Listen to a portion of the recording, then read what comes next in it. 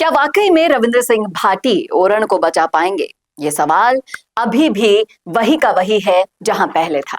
जैसलमेर जिले की ओरण भूमि को बचाने के लिए जो आंदोलन शिव के निर्दलीय विधायक रविंद्र सिंह भाटी ने चला दिया है, लगभग 15 दिनों से भी ज्यादा का वक्त बीत चुका है और अब ये आंदोलन और भी सियासी मोड़ लेने लगा है जब से 2 ग्रामीणों को हिरासत में ले लिया गया है।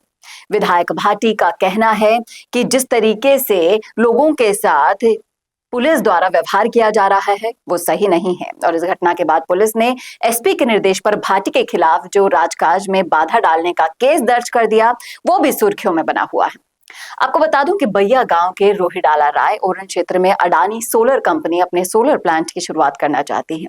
ग्रामीणों का कहना है कि जिस भूमि पर कंपनी ने काम शुरू करने की तैयारी की है वो गोचर भूमि है। ग्रामीण स्पष्ट है कि जब तक इस भूमि को राजस्व रिकॉर्ड में ओरण के रूप में दर्ज नहीं किया जाता तब तक वे कंपनी को काम नहीं करने देंगे।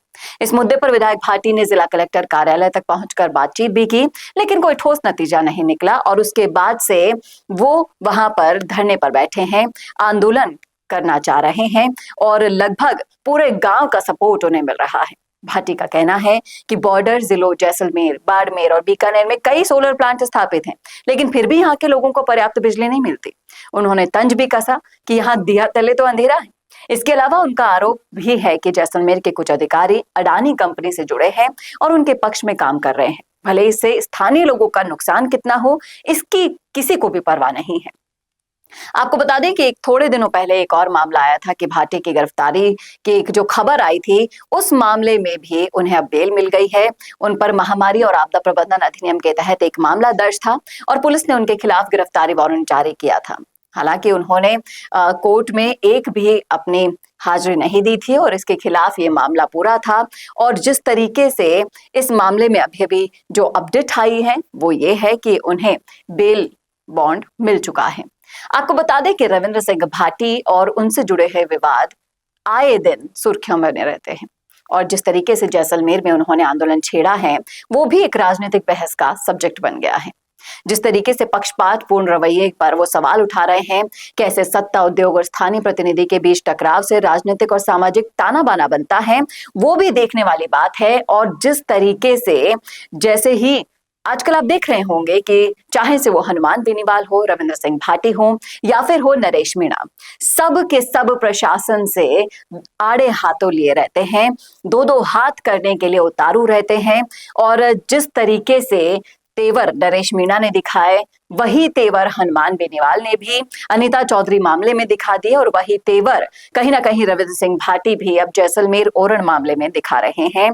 देखना वाकई में दिलचस्प है कि प्रशासन और जो विधायक सांसद होने के नाते ये लोग लड़ रहे हैं, उस लड़ाई में जीतता कौन है? क्योंकि सपोर्ट जिस तरीके से हनुमान बेनीवाल को आप देख लीजिए, लोगों का जिस तरीके से सपोर्ट मिल रहा है, प्रशासन को देर रात उनके सामने झुकना ही पड़ा। वहीं नरेश मीणा में भी लोग न जाने कहां कहां से कौन कौन सी ढानी से उनके साथ आ रहे हैं।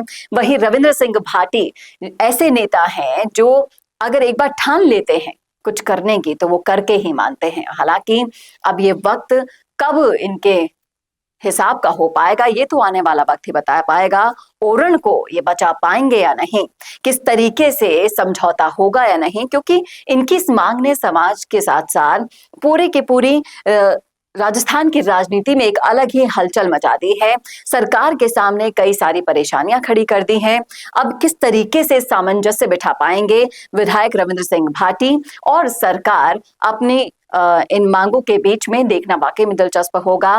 कौन किसके कितने काम आता है ये ऐसे समय पर पता चलता है जैसे इन ग्रामीणों को रविंद्र सिंह भाटी की अहमियत पता चल रही है, वैसे ही कई सारी ऐसी चीजें हैं जिनके लिए हम अपना वोट देते हैं।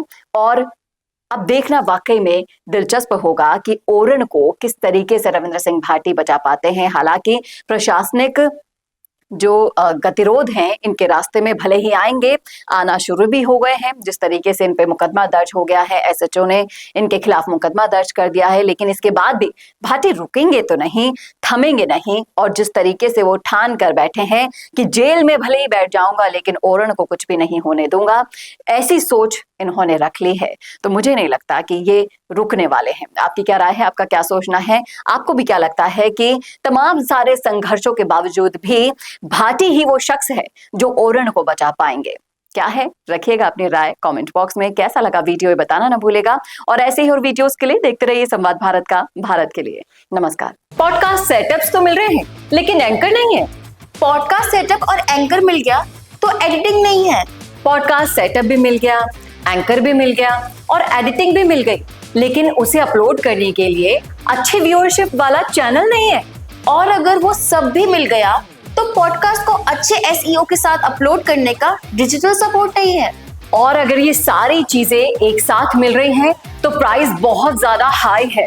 तो अगर आपको ये सारी चीजें चाहिए आपके अपने जयपुर में, जो आपको पॉडकास्ट सेटअप्स, एक्सपीरियंस एंकर्स, शानदार studio, amazing editing, 6 crore plus views वाले चैनल पर अपलोडिंग, और तो और सिर्फ पॉडकास्ट ही नहीं, उसके साथ आपको मिल रही है उसी पॉडकास्ट में 5 रील्स फ्री, वो भी सिर्फ 8,000 रुपए में।